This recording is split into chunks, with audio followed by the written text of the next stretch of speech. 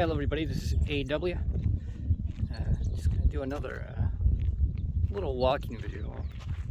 Little says not much. We'll see.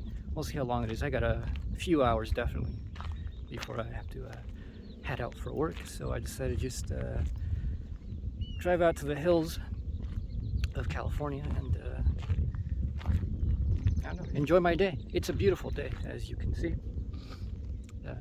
Nice and sunny. It's got a fresh blowing breeze. So I mean, I got up really early to go to a job interview. I suppose I'll make this just a general life video as well. We'll see what else I end up talking about. For those of you who don't know, I do generally seasonal work because my usual trade of employment is tied to the fruit season here in California, which I very much enjoy, by the way, because in my entire working life, which has been about 7 years now, I have never worked a full-time year-round 9 to 5. And if you wonder how the hell does AW have so much time to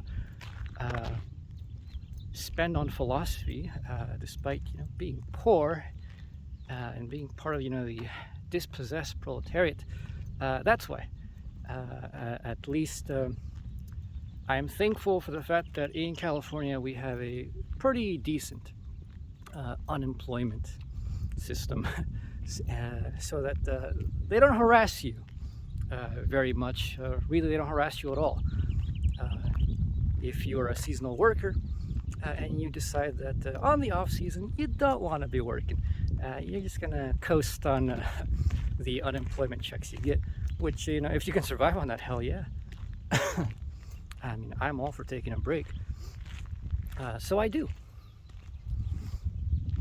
So during the season, yes, it's a hell of a lot of work, 10 to 12 hours a day, 6 days a week, sometimes 7 days.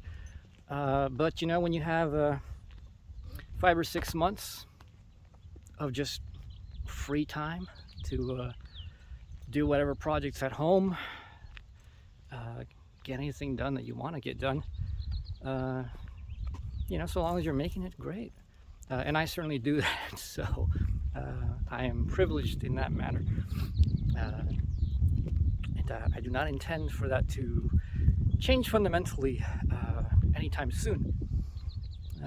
Frankly, my ideal would be that I would not even own a house, but I would have like a camper, an RV or something, and live out of that, and on the off season just kind of coast on my unemployment and visit around the nation on national parks and whatever. And if I'm running low on money, just do some odd jobs.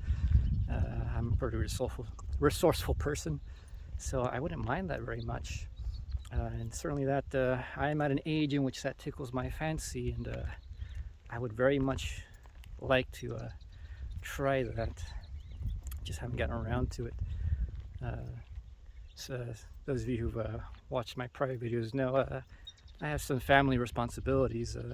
Not that I have kids or I'm married or anything, but my parents definitely need a bit of help, and so I've been sticking around for a bit to make sure that they've got a decent place to be, and they're not too bad off.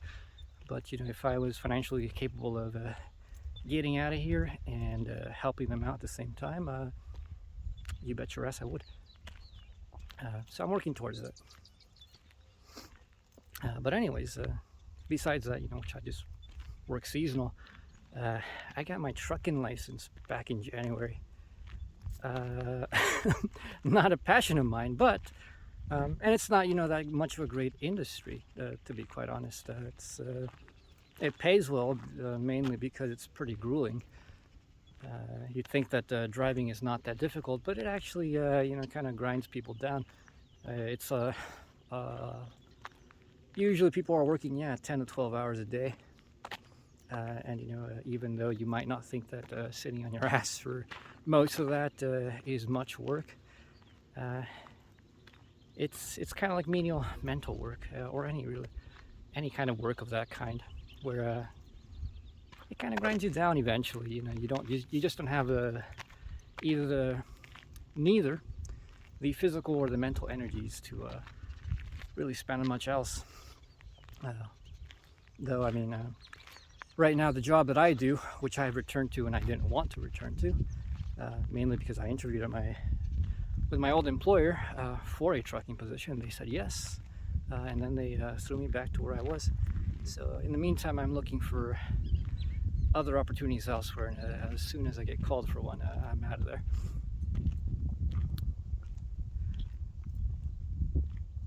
But anyways, that's a bit on my current life situation. As you can see, these hills are very, very nice, very beautiful. They're not as dry as many of the hills on the way here. As you can see, the other side, pretty dry. The golden California hills, they look really great from a distance. Actually, they look great even up close. It's just when you're actually walking through there, it's not much fun.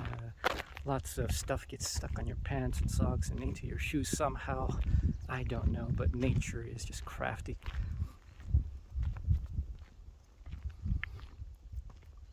I mean, I suppose a little bit of a rant on something kind of funny. Well, I think it is funny.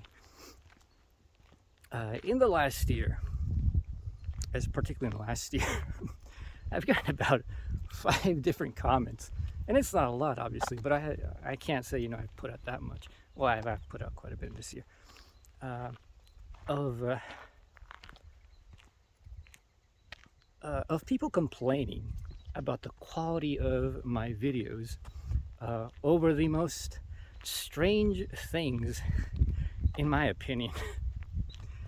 There's people complaining about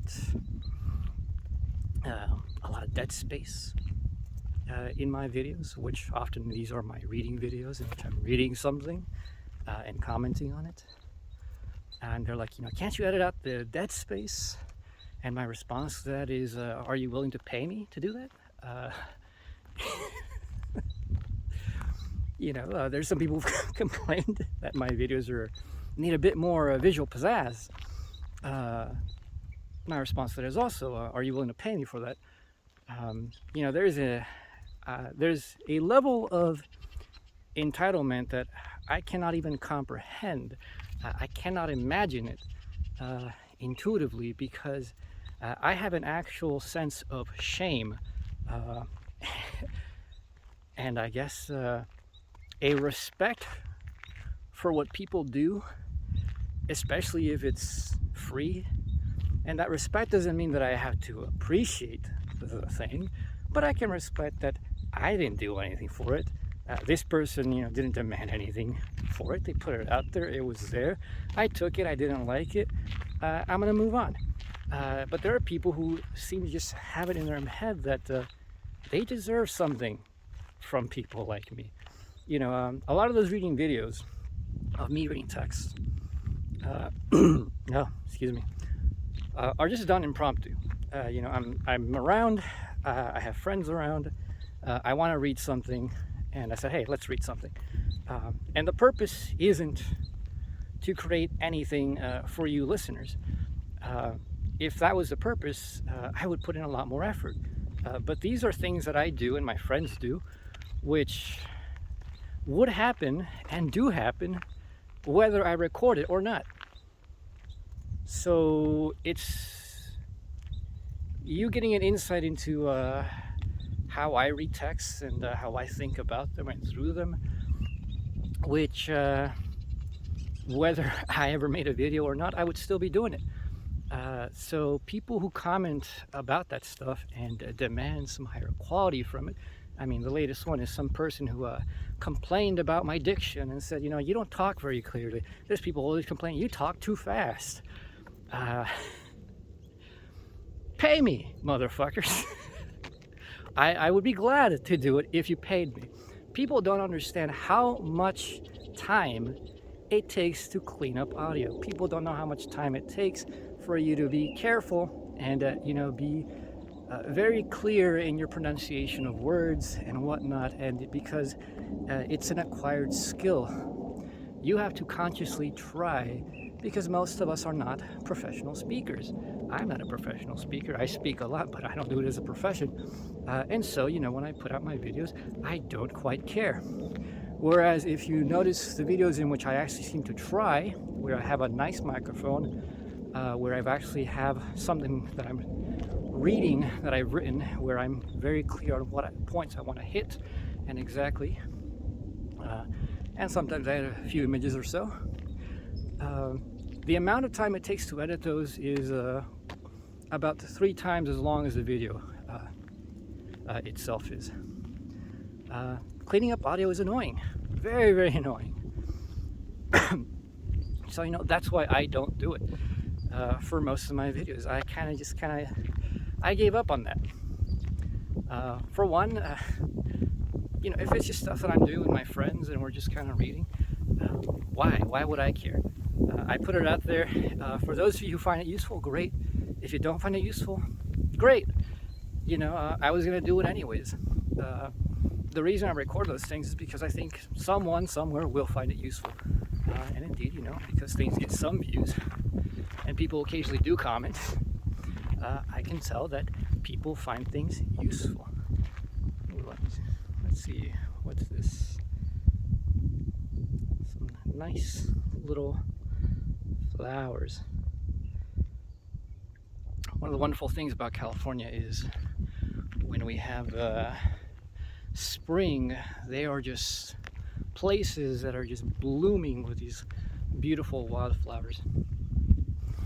Very nice. I didn't get to drive around this spring and do that, mainly because I am a responsible person, and I live within my means, and I am very aware that if anything happens at all, whatever savings I have will go down the drain, no questions asked.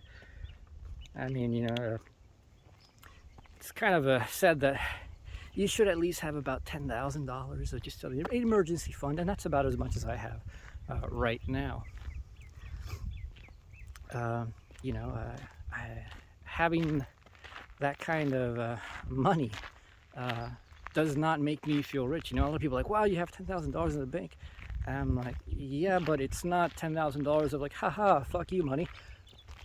It's not stuff where I feel comfortable that I could just go and fuck around and have fun.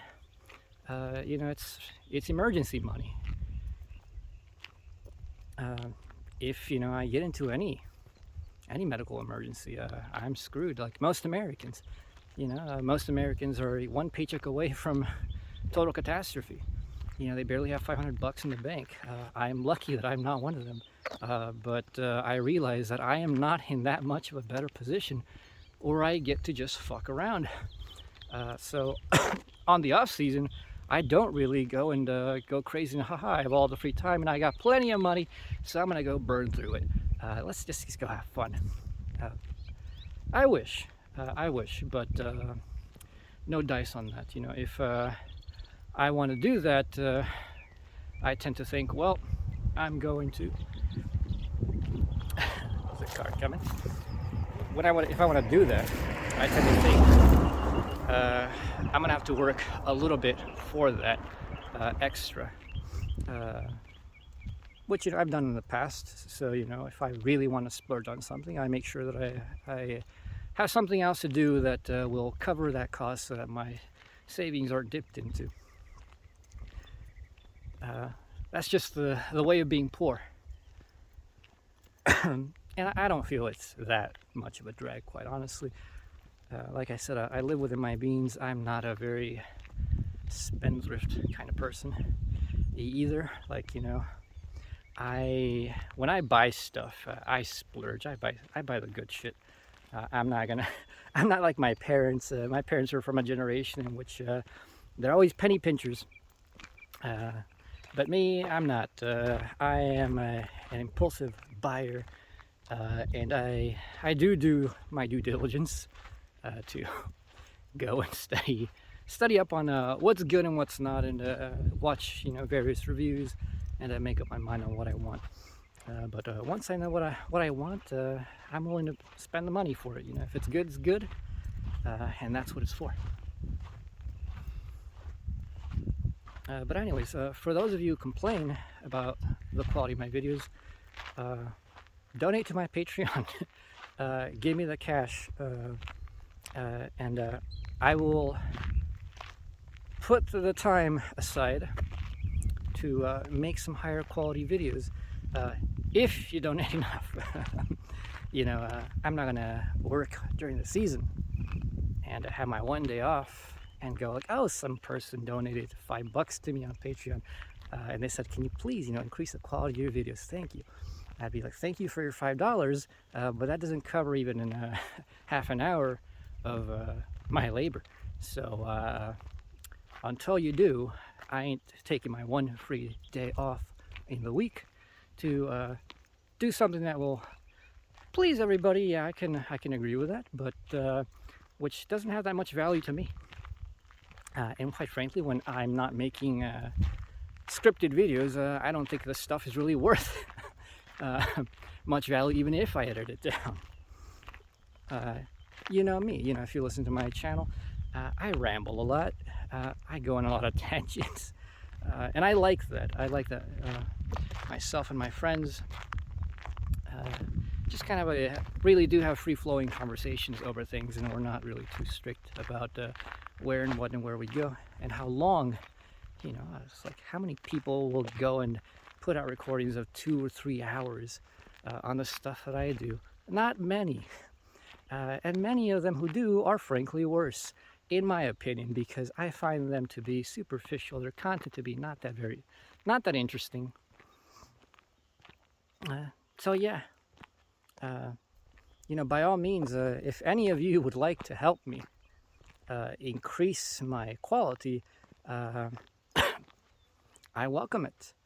I need a new microphone because my microphones, both of them, which were very nice at the time that I got them, suck now. They suck mainly because there's something about USB microphones where the connections just get ruined within about a year, and they're just very touchy, and you move any little thing and they'll constantly disconnect, and I have to be finagling them to get them to work again. So they're crap. I'd like to get an actual good microphone setup where the connections aren't USB based, because that is so annoying.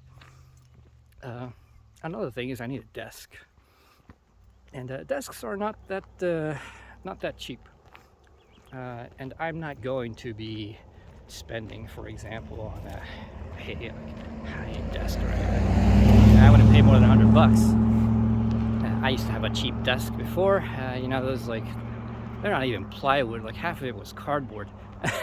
Just thick cardboard. But a desk helps. And I need a new boom arm for my mic, because those things are very useful. Actually, they certainly help with stabilizing the quality by giving a very nice position to your microphone where you can adjust things far more freely than if you have a desk thing.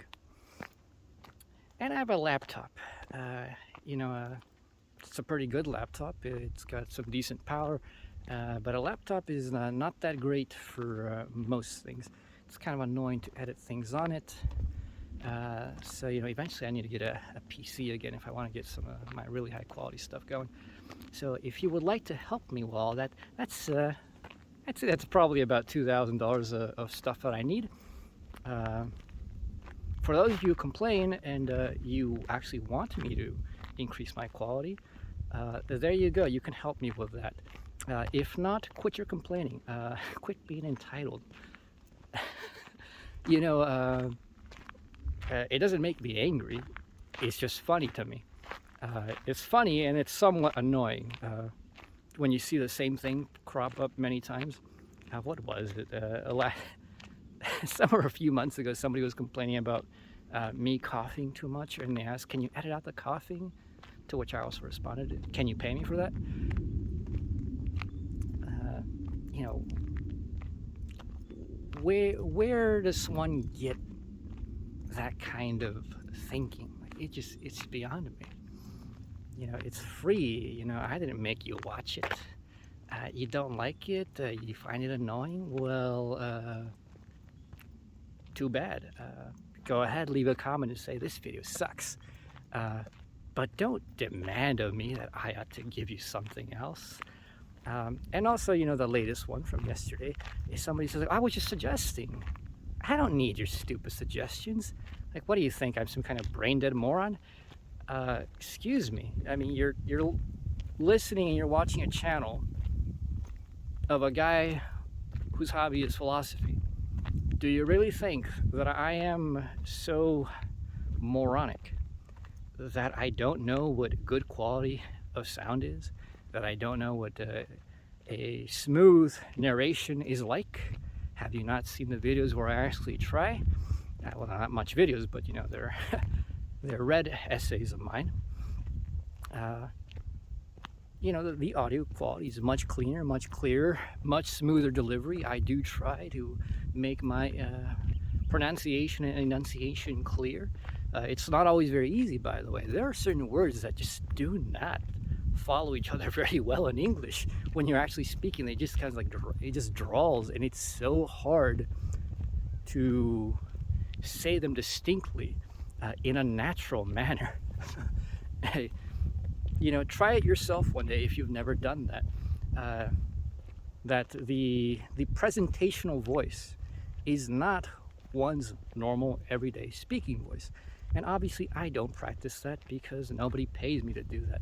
And no, usually when, as I said, I'm posting my videos or making my videos of readings and recordings, there is no intention behind that for making some kind of presentation for anybody.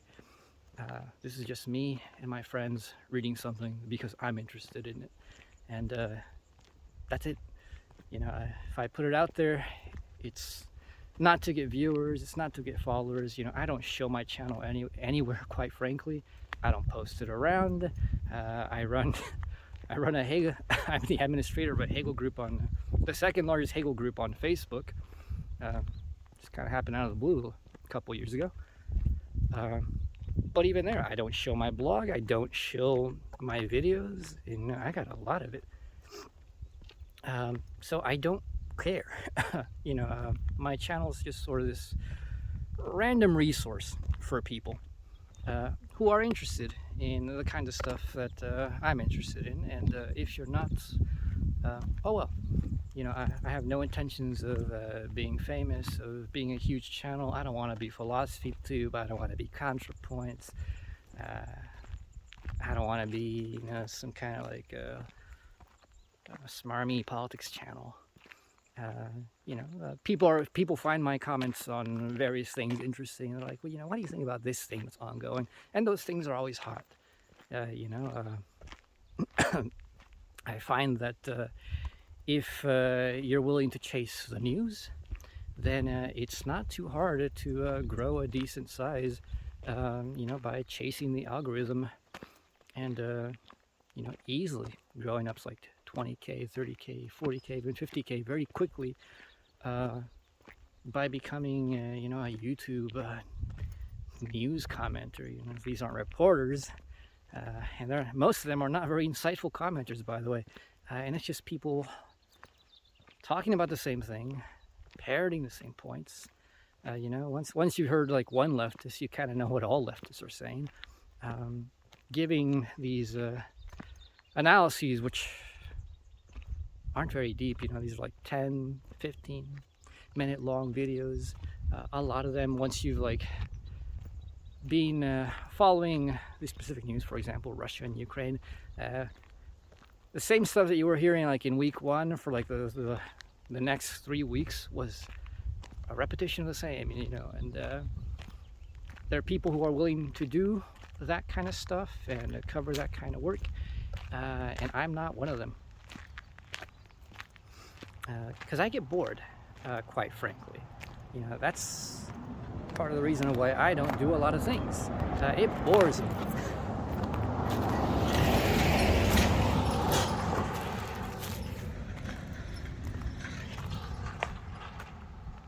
when I'm what would you say? When I'm engaging anything, I don't like to do repetitions. As it is, I hardly talk to my friends most of the time, even when I have time, because most of the time there's just nothing new to talk about. You know, when you say something once, why say it again? It's kind of just a waste of time, and that's for people who just like to listen to themselves, I suppose. Because I don't like it. It's one of the reasons I don't want to go into academia. It's a whole bunch of repetition of stuff that I don't care. There's only so many times that you can go over being a nothing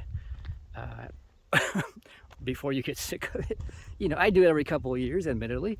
I say every few years, not every couple.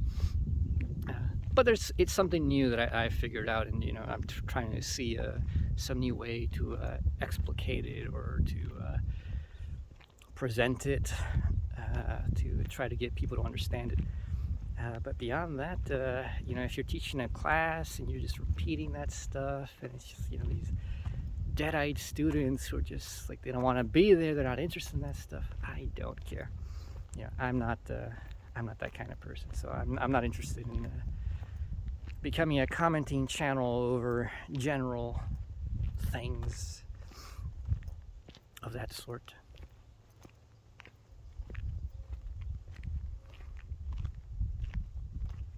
This is a very nice road. I love winding roads, and I definitely love hills.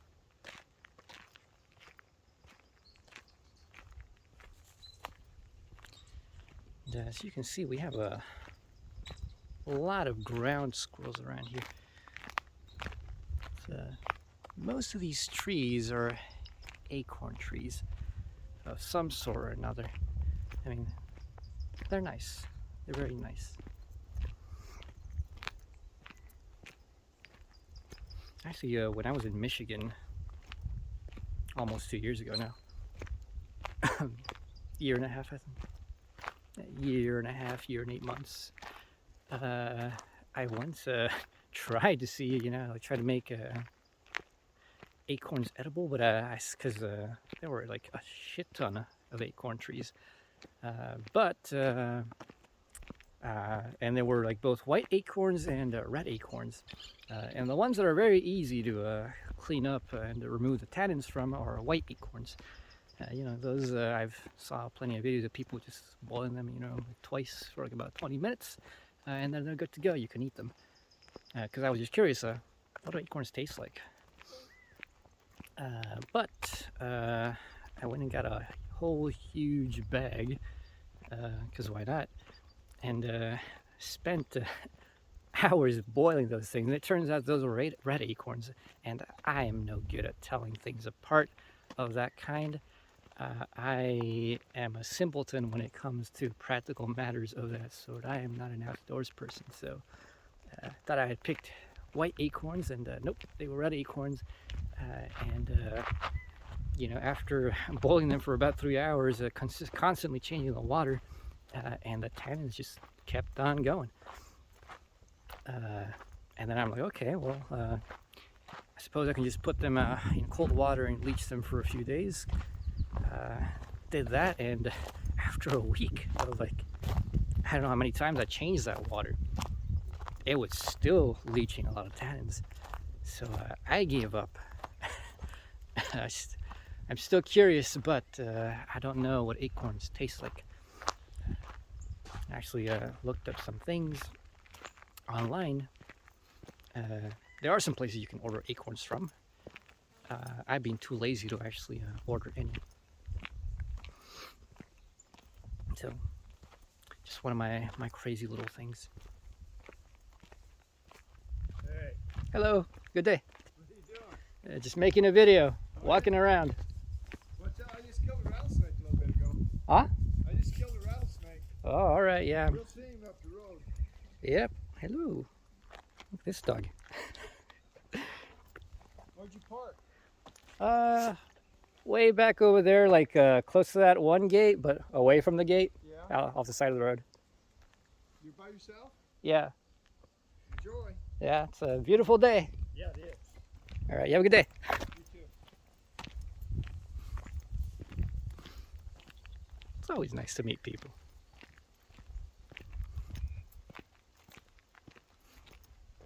And yeah, the rattlesnakes, even back where I live, every once in a while you hear dogs getting bitten by rattlesnakes, but I stay away from the bush. I'm on the somewhat side middle of the road.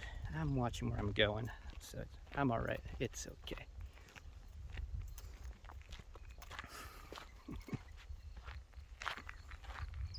Oh, look at these trees. Let me see if I can get a little bit. See those like little fuzzy flowers? Those look like mangoes. Obviously, these are not mango trees, but if you ever visit any tropical areas, mango trees have those kind of flowers, and these have a wonderful like green fruit smell. If you ever, that's like the only description I can give it. Most green fruits kind of have that smell. Love it. And God, mango trees are pretty good. In Honduras, when the short while that I lived there, the family I lived with, which was my great aunt, I didn't know that at the time. We had a pretty nice big mango tree, and during the mango season, oh man. One, it was kind of a slanted tree that grew like that, so it was quite easy to climb up on. And you know, when you're a kid, you just love to do that kind of thing. And during mango season, which when would that be? I have no idea. I have no sense of time from back then.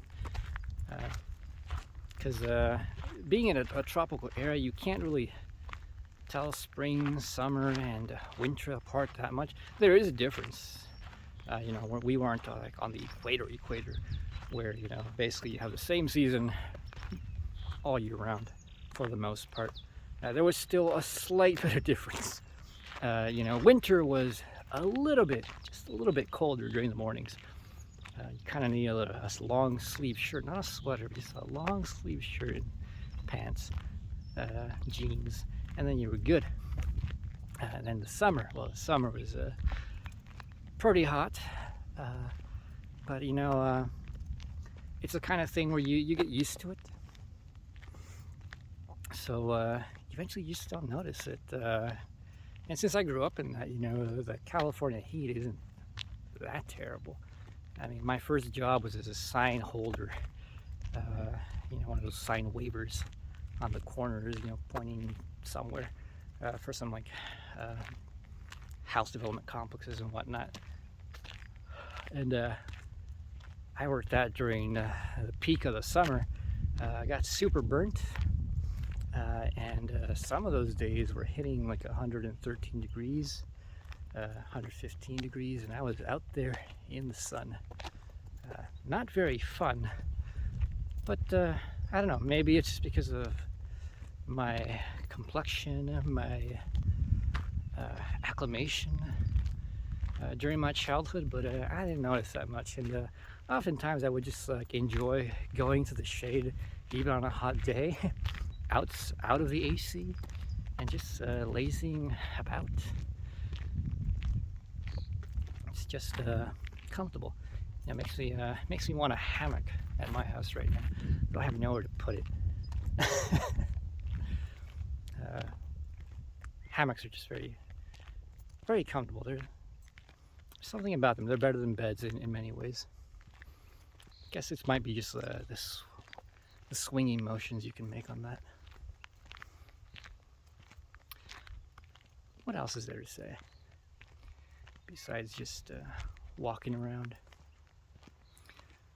See, talked about my current job situation, job hunting, complainers who ought to pay me rather than complain, or at least, you know, if you don't want to call it payment, call it donations. But you got to give some significant donations for me to fix up your problems if you got problems with it, what I do.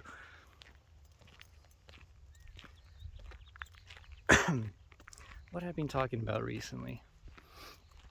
Well, on my blog, if you follow my blog, which the vast majority of you don't, but I mean, if you can see my social media, you know. I have a series of 5 posts, essay blogs, I would call them, on freedom. It just was originally a single essay, which was becoming monstrous, and I decided, well, it's probably better just split it up and make sure that I hit each section with the specificity I want to get out of it, rather than trying to make a single coherent essay where I have to tie everything together as I go, because that's quite a task. You gotta look around the sections, try to not be too repetitious, if not repetitious at all. Have to connect to the themes, which were all connected, but I just kind of got lazy. I'm like, I just split it up. So it's 5 pieces. They're all out now, as of yesterday. Well, not yesterday, but as of today. Well, actually, last week. Now that I think about it, the 5 main pieces are out as of last week, and then there's a 6th piece today, which is not really connected in style with the rest, so I don't consider it part of them, but it is also about freedom. The 5 pieces are freedom and wisdom. The other one is freedom and wisdom, freedom and power, becoming free, freedom and individuality. God, what's the 5th? Or was this the 5th? No, yeah, the last one is the 5th, but which is the degrees of freedom. God, my mind is blanking. I write this stuff, not even I know what the heck the amount in order is. Actually, recently I started trying to arrange my blog a little bit more, also, because there are parts and pieces of posts that I think are pretty interesting, which I found interesting anyways. Obviously, I wrote them because I was interested, but there was no place where anybody could look and go like, like, here's some stuff. You'd have to be perusing tags and everything, or just looking through all the many things that I posted to find them. So, I decided to collect those in a page called Thoughts and Meditations, and that's where the Freedom series is at.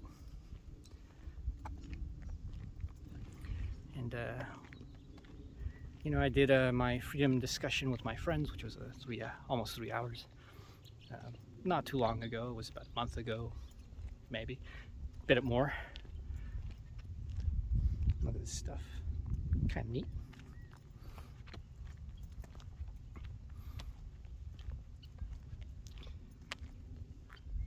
And what was the point of all of that?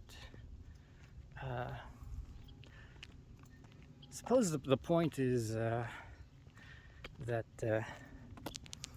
for anybody who hopes that philosophy is going to be some great revelatory answer as to what they ought to be doing, the individual, ought to individually be doing in and with their life, I got some bad news for you. Philosophy can't do that. That's a matter of one, figuring those things out for oneself individually. And there is in Hegelianism a clear answer as to why this would be the case. There's the whole universal as self-individuating part of it. There is the way in which freedom as self-determination requires that, things not be given. Because the whole point of freedom is that you give yourself the determination, not something else. And people certainly find it very difficult to comprehend how it is that something can be free, have a given nature that is not itself given, that is only self-given, and because it is not given prior to giving itself its own nature. How does that make any sense? But it does make sense. Literally, if you can comprehend what happens in the science of logic from being to nothing to becoming, the issue is solved. How you can go from indeterminacy to determinacy is pretty straightforward. But to one's regular understanding, that is clear as mud, as Bernstein says.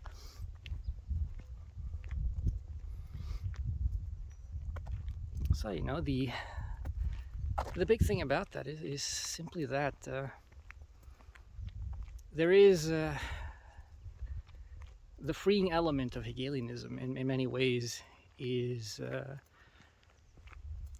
freeing you from the expectation that anything else or anyone else could come and save you from yourself, that you are truly responsible, that you will make mistakes, it is inevitable, it is necessary, and that it's okay and it's fine, and it's actually part of what it is to be free.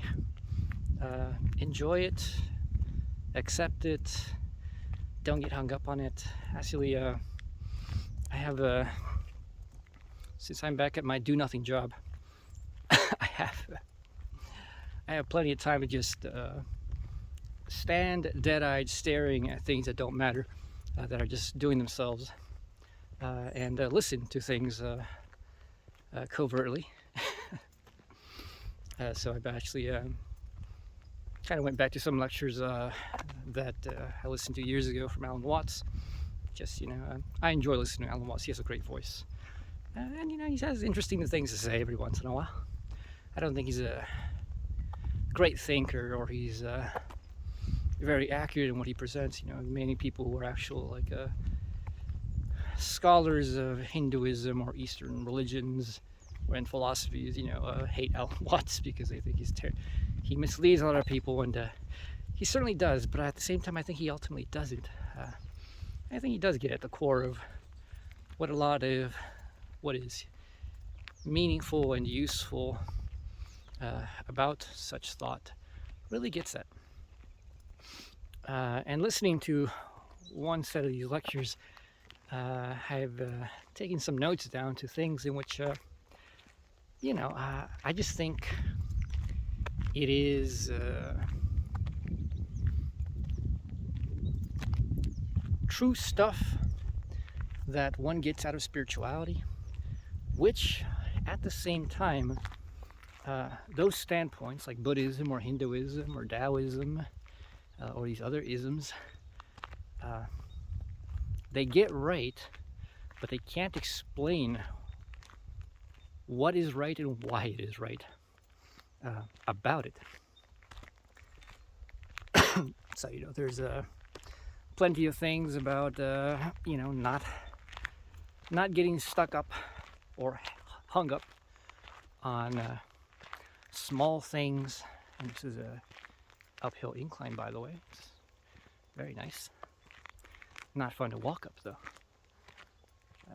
Although, if you don't have to walk miles up or whatever, then it's fine. Walking up things is not a terrible experience. Where's it going? Watts, things he gets right. Like, for example, the quietism that you get in spirituality. A lot of this stuff. The whole idea that this self is not these mere fragmentary qualities that we give ourselves, like being concrete about it. I thought this was deep way back when, where Watts talks about how Buddhists in particular, but also Hindus, and by the way, I'm aware that Hinduism is not a thing, quite literally. There is no religion called Hinduism. It's a general tradition of various thoughts that share a common base. Dharmic religions, one could say.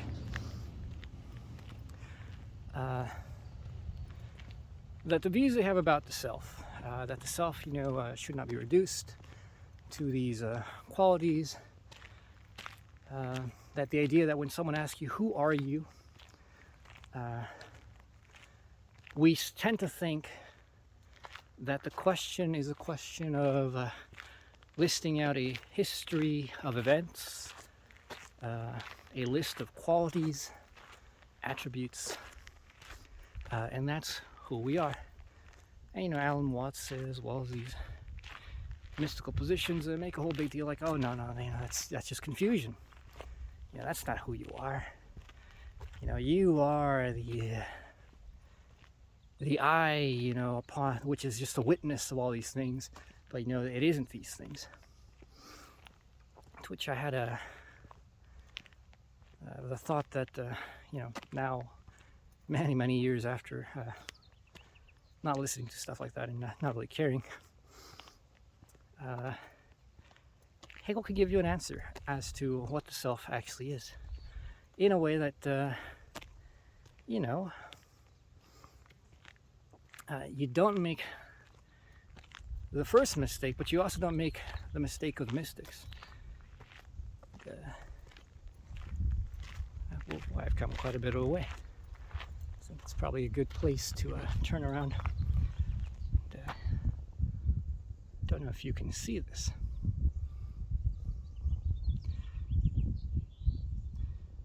Those clouds, don't know if you can tell on the camera. You can barely tell with your eyes. Are lenticular clouds. There are these layers of clouds, and they're called lenticulars because they're they're shaped like lenses stacked on each other. Very nice. I'll turn around here.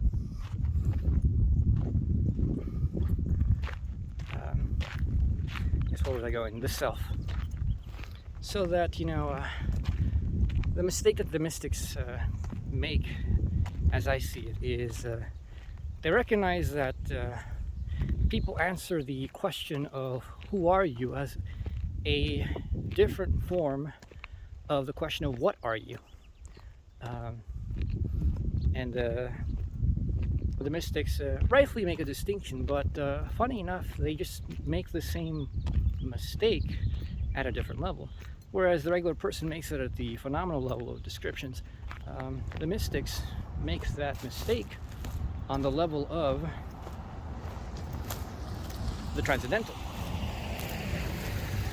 Doing okay, brother? Yeah, just making a video, man. Okay, want to make sure, man. Yeah. You have a good day.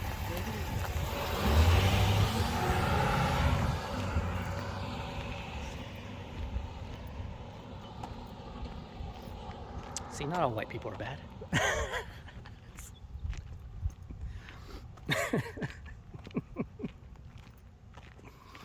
Where was I going?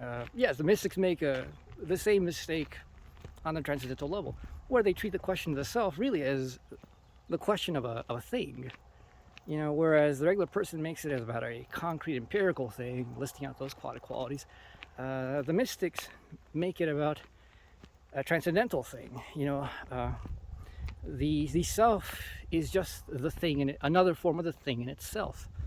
Which when you treat it that way, of course, then the self is just not going to be something identifiable with any phenomenal properties whatsoever. So when you can say, well, it is the I. It is this just mysterious thing called consciousness, which is beyond phenomenal descriptions, cannot be bound by the categories, blah blah blah blah blah. Because everything is just a projection upon it. But when you think about well, what do we actually mean by when we ask somebody, well, who are you? Suppose that an alien came down, and the alien asked you, well, who are you? Like, what are they asking? What do you answer? Like, what is it to be a who, right? If you take it as a transcendental thing, that's just kind of weird. And give me a second to clean my lens.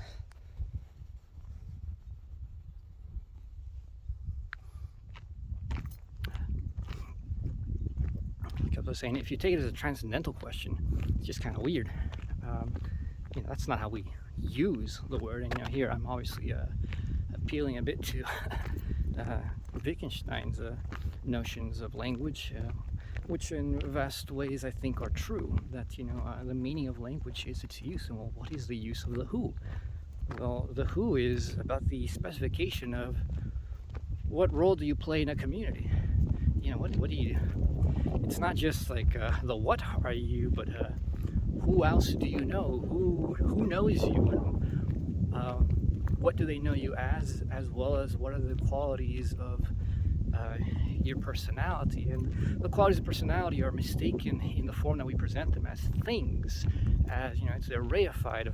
But we're all aware that they're actually not things; that they are processes of being. Who are you? Well, I am so and so. You give a name, and this specifies me as an individual within a community of people who know me by that name. I am the son of so and so. Gives you a communal relationship further. I'm a friend of so and so. I'm from community so and so. Blah blah blah blah blah blah. I'm a blacksmith. Not that, there are that many blacksmiths nowadays, but you get the gist. I'm a doctor. I'm a driver. Whatever. Those things are also what you are. And the idea that there would be a radical distinction between who and what you are is itself just a misunderstanding of the understanding. That you would think that there has to be some kind of radical distinction between what it is to be a self. It's just bizarre to even try to speak of it in a distinction. What it is to be a who and what it is to be a what or a this. The difference of the who is that it is a social being, it is a personality. But this personality is also a being in the world. It is a substance, a substantial being, and all that jazz. So if an alien comes down and asks, "Who are you?" Well, you're gonna tell them the same thing you would tell me, because that is what it is to be a who. What you are is not really different from what you are. Well, what you are is not different from who you are, and vice versa. And sometimes you would say, well, I may do these things, but these aren't really me. And what we're saying is these aren't things that are essential determinations for me. They're kind of contingent. If it was up to me, I'd be doing something else, and probably I will be doing something else eventually. I'm just doing this for the time being. Like me, I am a seasonal worker, but would I say that's some kind of essential thing for me? Insofar as I'm somebody who enjoys and values their free time, certainly. I am not a 9-to-5 worker all year who's waiting around for, you get 2 weeks of vacation, every 2 years or something. God, that is a nightmare. I can't even fathom doing that ever. I cannot ever imagine myself doing that. Like that is hell for me. The 9-to-5, that is hell for me. So anyways, with the Hegelian conception, you don't have that issue of having to split the what and the who, because substance is subject and subject is substance. To be a person manifests and appears as being a specified thing, not in itself, but there is a thing aspect to us, which is required. It's not bad. So that you are your history, you are what you do, and you are your relations, and you also aren't reducible to those, because there is an aspect of us which is very internal, which no one else really has access to, and only we know, and it's as real as anything else. The idea of a real self and a false self, just making appearances for other people, that's a real thing. Yes. A lot of people present false faces, but even those false faces are real aspects of us. They're just not as real as other aspects. It's like you don't have to have this denial of, oh, who I really am is not this body. I am not this singular individual. I am, the Brahman or God. Look at this motherfucker.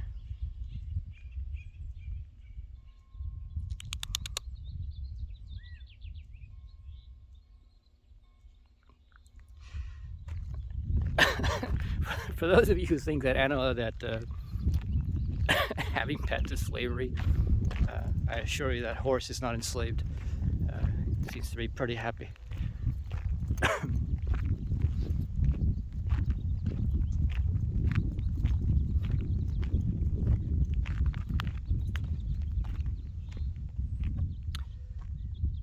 Ooh, got a message.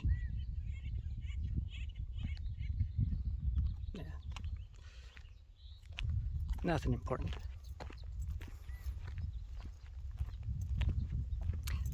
So, yeah.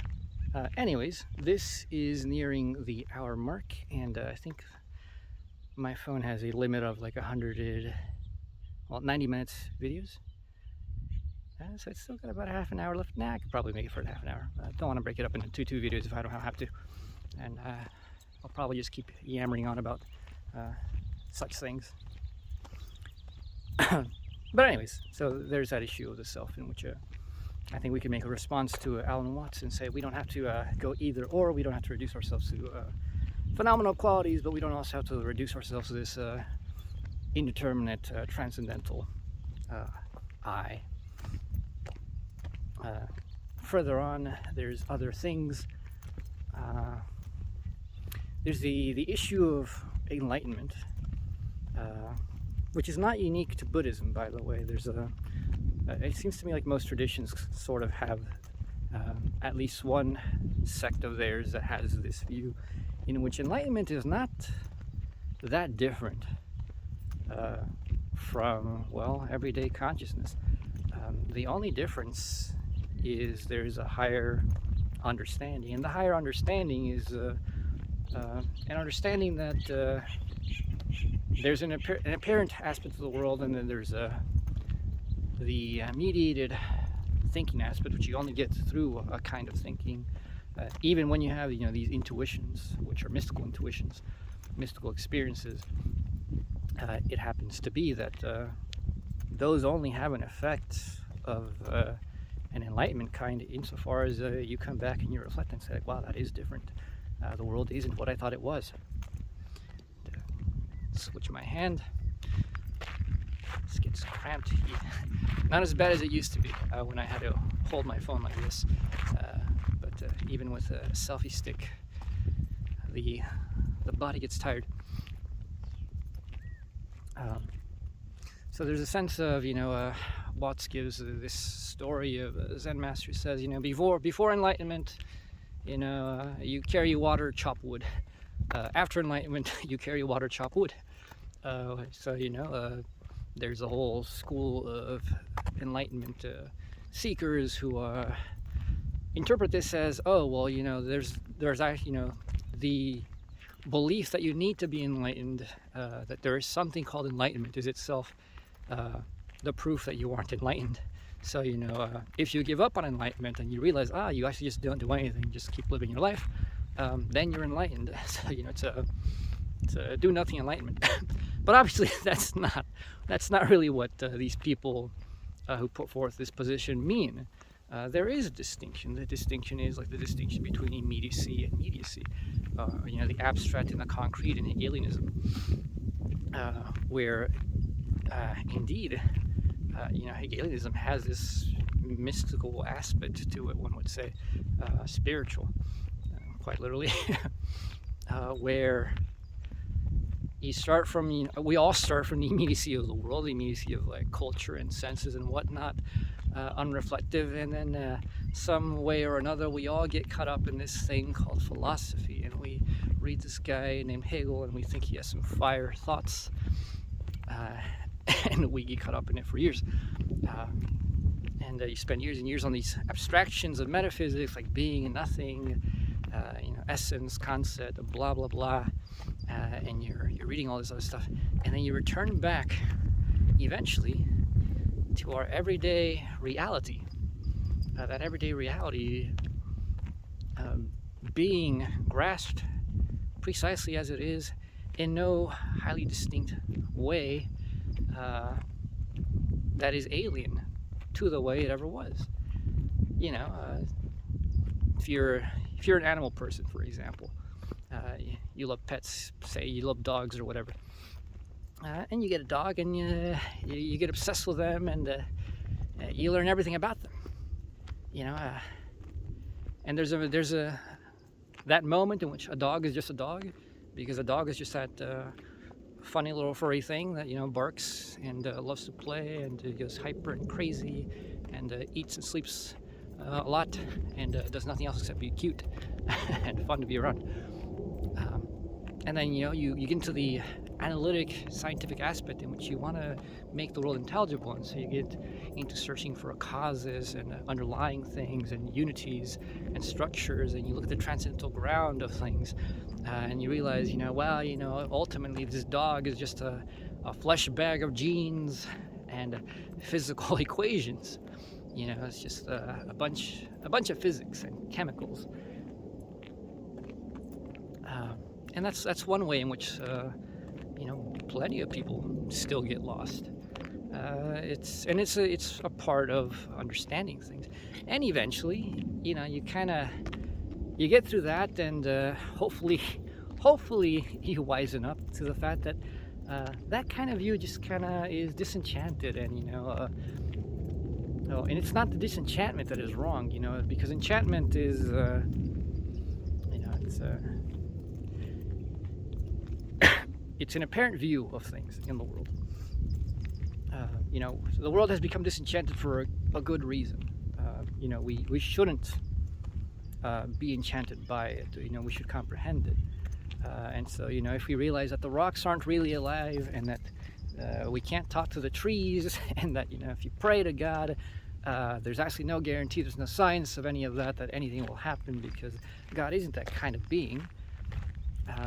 Certainly the world isn't enchanted, but it's good to know the truth. You know, purpose is gone and blah, blah, blah. And the whole world just becomes this dead material mechanical object. Well, okay, maybe so.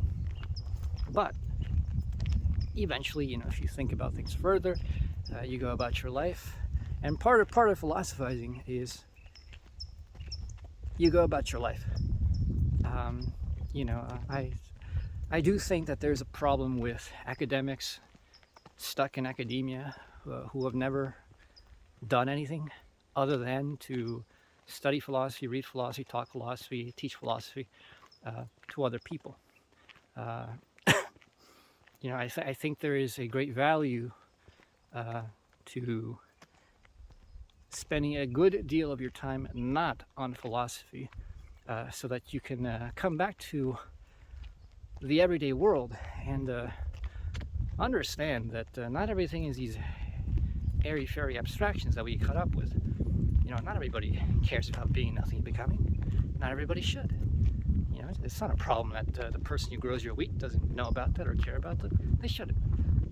Why would they? You know, sometimes it's good for you to go out in the fields and plow.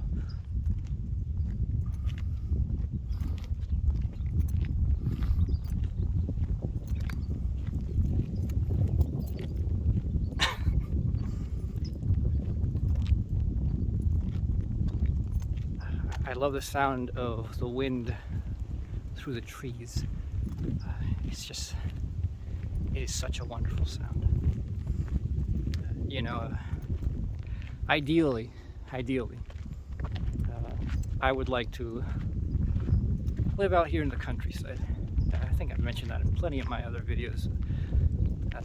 Mentioning myself or talking about my life every once in a while, but you know, I come from a tropical area, and it's not that I particularly love nature. You know, most people who grow up in situations like mine hate nature. Excuse me, because nature sucks. You know, Irmiosi Freepog says, nature sucks. You know, nobody wants to like actually live with nature. It's chaotic. It's annoying. you're constantly fighting against it. There's a reason we hate it. There's a reason we flee to the cities, and it's because nature sucks. You don't want to find scorpions beneath your bed or spiders. But I don't like cities either. You know, when you're a kid and you live in those conditions and all you see in big Hollywood and movies and telenovelas, you know, Hispanic soap operas, is the city. And you're like, oh man, the city looks pretty cool, high rises and all that stuff. And then you go to the city and the city's a shit. Full of garbage, crammed, annoying, and it's not all that it's jazzed up to be. I don't know. I've always had this appreciation for nature. Not as strong as I do now, but I've always loved to just laze about in the fields, hang out in the trees, and just feel the breeze. Listen to the swaying, feel the swaying of the branches, swaying of the leaves, and occasionally look up in the clouds and the birds, and that's great. That's life. And which brings me another thing. Back to the whole issue. I don't know what. So enlightenment brings you back to reality, and proper philosophy also brings you back to the everyday reality. You know, before philosophy, the hills were hills, the trees were trees, the roads were roads. After philosophy, the hills were not hills, the roads were not roads, the trees were not trees. And then after you actually wisen up and you've thought about things properly, well enough, you realize now the hills are hills, the trees are trees, and the roads are roads, as they should be. And what's the difference? You know, what's the point of enlightenment? And what's the point of philosophy if you're just going to return back to what it is? You know, and what am I talking about when I say with philosophy you just return to what things are? You know, what am I saying? You know, I was criticizing that there's a quietist position in mysticism, in which, you know, the world is as it is, and you don't do anything with it because it's all perfect. You know, it's all God. It's all going the way it is. And there's a sense in which, with Hegelianism, with philosophy proper, you will come to that conclusion too. But this conclusion does not mean that you do not do anything. The conclusion, just like mysticism, means that you understand that life is to be lived individually, that your freedom is your freedom. It's not a freedom, it's not this abstraction called freedom as such. Freedom is individual, and that just as you have your freedom, everything else has its freedom. And the clusterfuck you see in the world is what happens when everyone is free. The reason why, obviously, we were like, how can you say that? How can you say that the world is as it should be? Everything's free. I mean, look at the planet. Look at how we're destroying it. How is that freedom? Look at the animals we slaughter. How is that free? Look at animals themselves. You know, they eat each other and all this jazz. You know, a lot of it is quite gruesome. How's that freedom? You know, the sun will expand 10 billion years from now, turn into a red giant and swallow us all. How's that freedom? You know, life is always in this precarious position. How is that freedom? And the answer is that freedom includes unfreedom. Because freedom is a self-determination of everything. The atom doesn't wish to be anything other than what it is. It's not even conscious of what it is just is. But it is what it is according to the power which is immanent to it. And it will never be according to its own, internal workings anything else. And why should it be? What's wrong with being an atom? What's wrong with the universe with just atoms? Well, what's wrong with it is it's not as free as freedom could be. It's not proper freedom. But there's nothing wrong with the atom. The atom is not at fault here. It's not guilty. incomplete freedom is part of the reality of things. You know, the fact that, I mean, look at this step of grass, a nice little trail by some animal, probably. The fact that we have such notions that freedom is only free when it is complete is certainly part of the failure of understanding freedom here, in not only in the West but everywhere. Everybody misunderstands freedom, and that too is part of freedom. You know, ignorance is free. Nobody makes you ignorant. You are ignorant. Certainly there are people who will willfully ignore things. You know, they don't want to know about it. You know, they're like, oh, don't tell me about that, I don't want to know. Those people are malignantly ignorant. But even that malignance is part of ignorance itself. You know, that actually was having a discussion with a friend of mine, Rain. He's been a couple reading videos about the weakness of the will. And he's like, well, what does Hegel say about the weakness of the will? And you all who watch this channel know that I admit that I have not read that much Hegel. And it doesn't bother me. I don't care. I'm not a scholar. I'm not pretending to be a scholar. But I read enough Hegel to know that I have a good reason to hypothesize and think that Hegel would not make the distinction of the weakness of the will, where the problem with the weakness of the will is that you could know what is right, but because of the weakness of your will, you know, your desires, whatever, you just decide, I'm not going to do the right thing. I'm going to do this bad thing that I know is bad. And there's this part of the science of logic at the very end. It's the penultimate chapter, which is called the idea of cognition and the idea of the good. So it has a couple names. It's also just the theoretical idea and the practical idea. The theoretical idea is the idea of the true, and the practical idea is the idea of the good. And the true simply takes in the world as it is, the object as it is, and aligns its concept with it. The good takes itself to be true and takes the theoretical, or well, takes the world as it is as false and makes it its mission to make the world true. And there's a dialectic there because obviously Hegel is going to conclude and show that such a distinction is ultimately untenable. That, you know, on the highest level of truth, theory and practice are one. That theory can only be the theory of practice, and the practice can only be the practice of theory. And so you have a unity between theory and practice, which makes it impossible that if you know something, you cannot act against it because you are that something itself. And to be true as that something, that unity,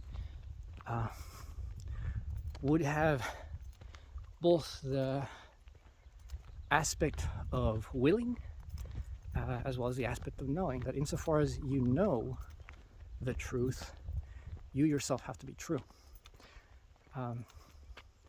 A good example of this is, from my personal experience, the concept of love, for example. You can explain the concept of love to somebody, you know, the formal side of it. But this is not really the concept. It's an intelligible formality, but this does not carry the content proper to its object. To know love is also to have the experience of love. You know, once you have the experience, you may not have the formal recognition of it, but you have the object which will give you the proper recognition of it if you reflect upon it properly. Whereas if you reflect upon love properly as well, and you really understand it, you will also have, strangely, the experience of a growing sense of love. I have had that happen.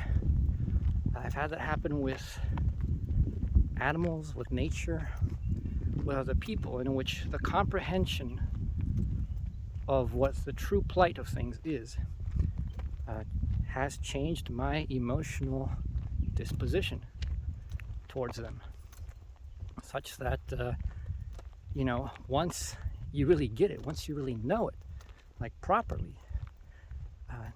it cannot be broken apart from what you feel.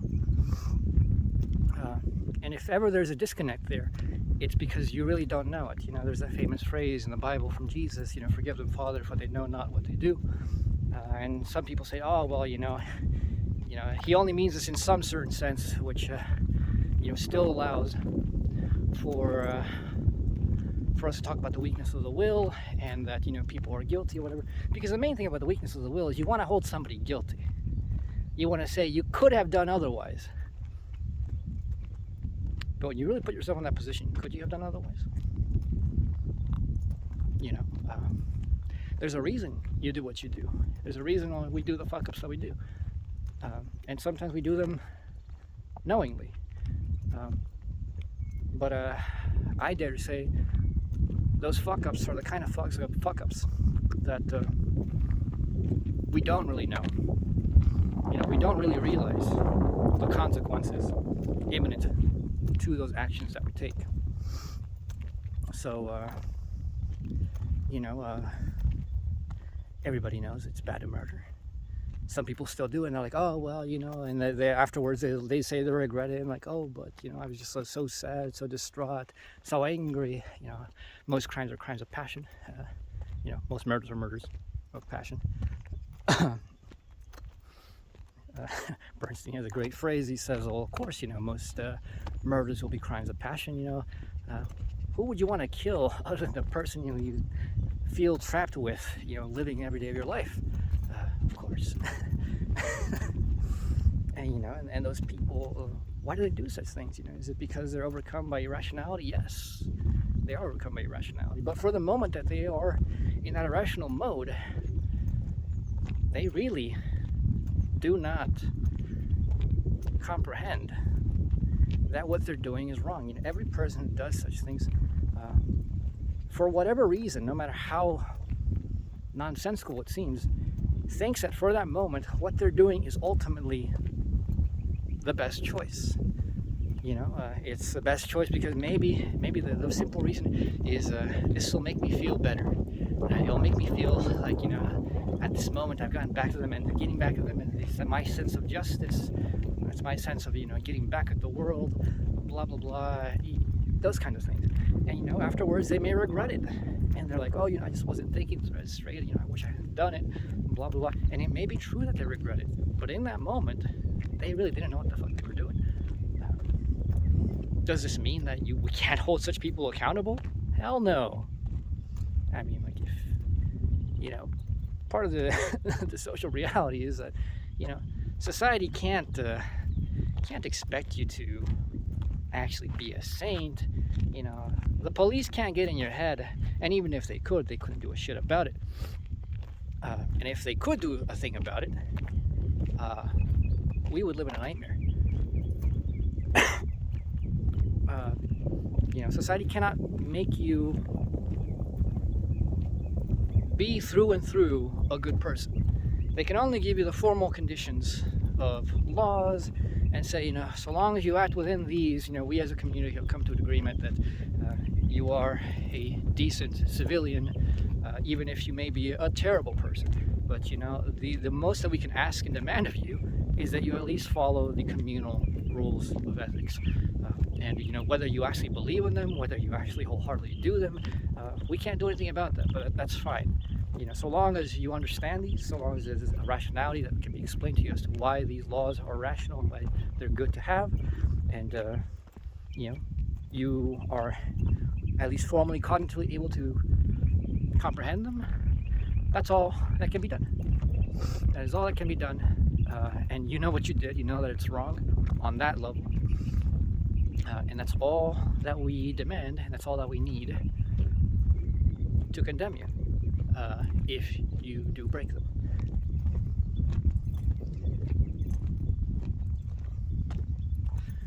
So, what else was I going on about? So that whole thing about I suppose that connects back to what I was talking about the self earlier. Then I went on what there's the unity of the self of phenomena, noumena. There's the idea of philosophy bringing you down to reality. The idea of the weakness of the will, that knowledge has a real aspect in our intuitive emotionality, so to say.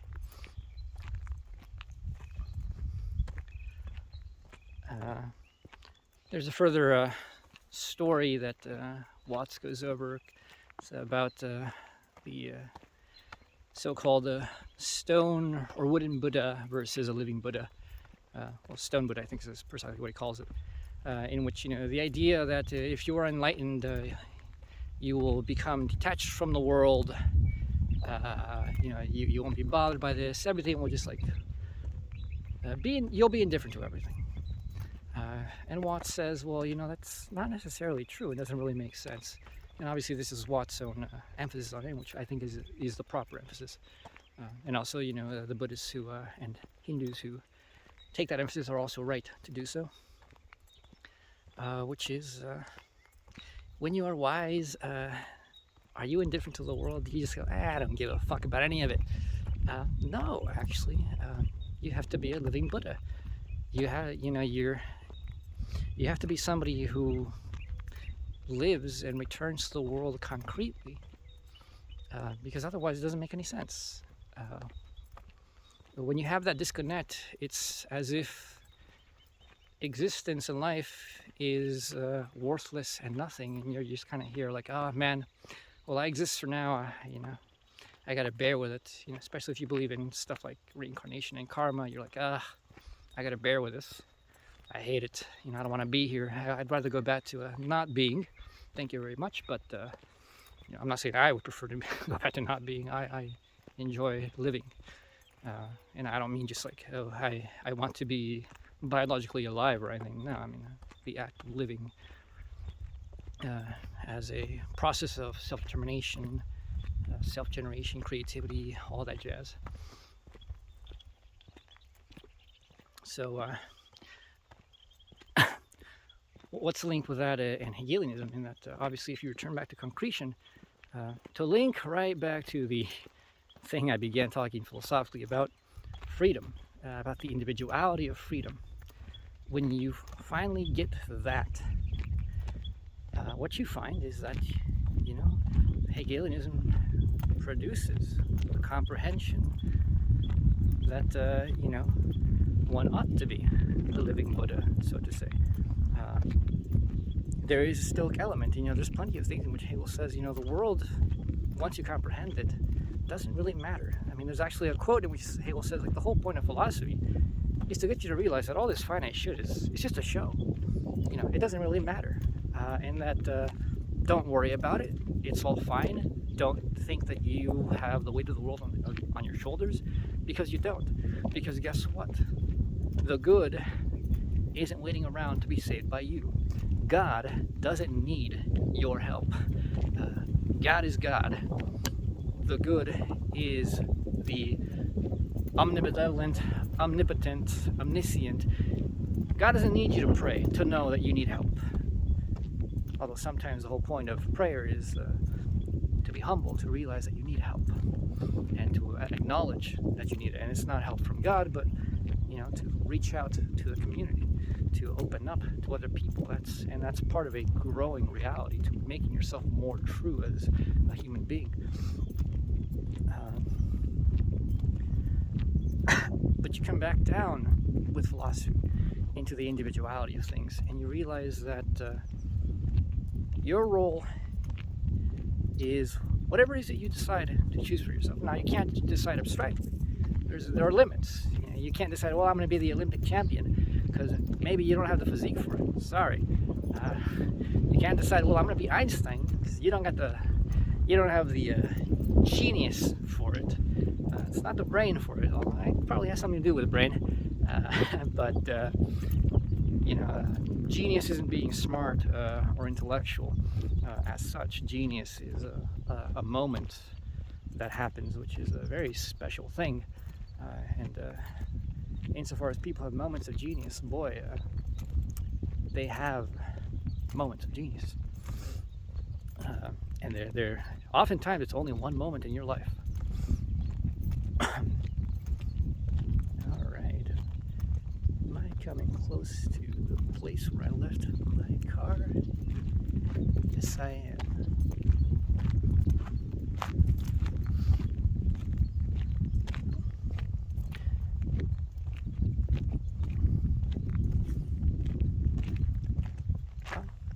Couldn't get a squirrel.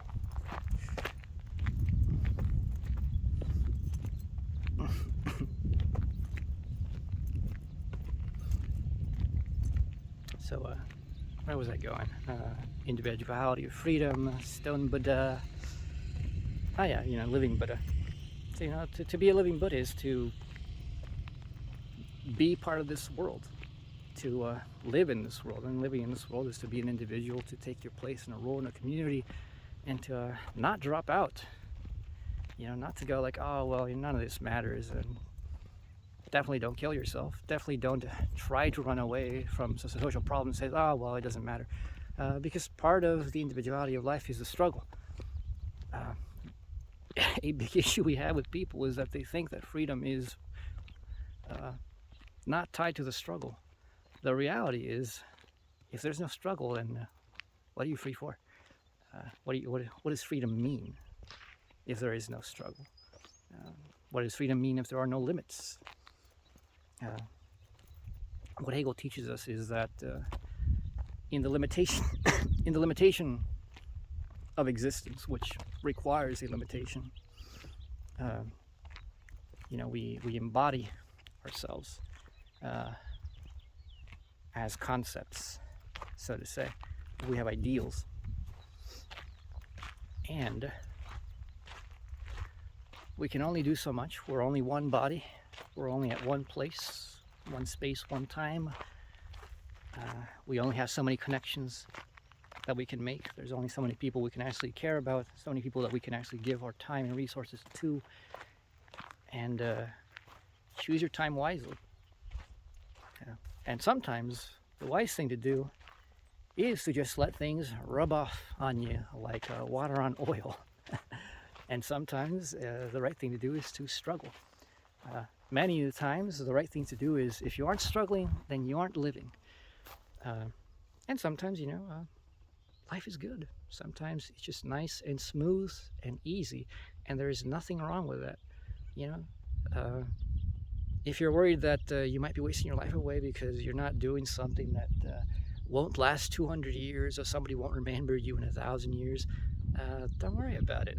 There's nothing wrong with just being a healthy, happy, good person whom is known for nothing more than being a good old Joe Blow or Jose or Maria or Ivanka, of your local town, village, city, whatever it is, being a good teacher whose students appreciate you, and all those things.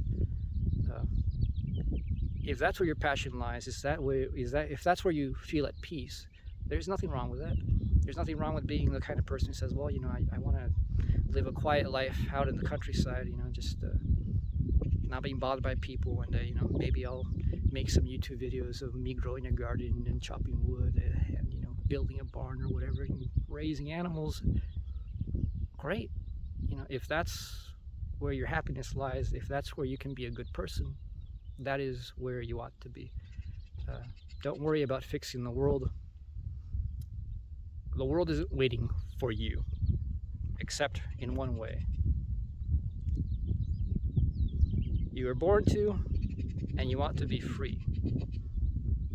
And the great question is, what is that? And only you can answer that question.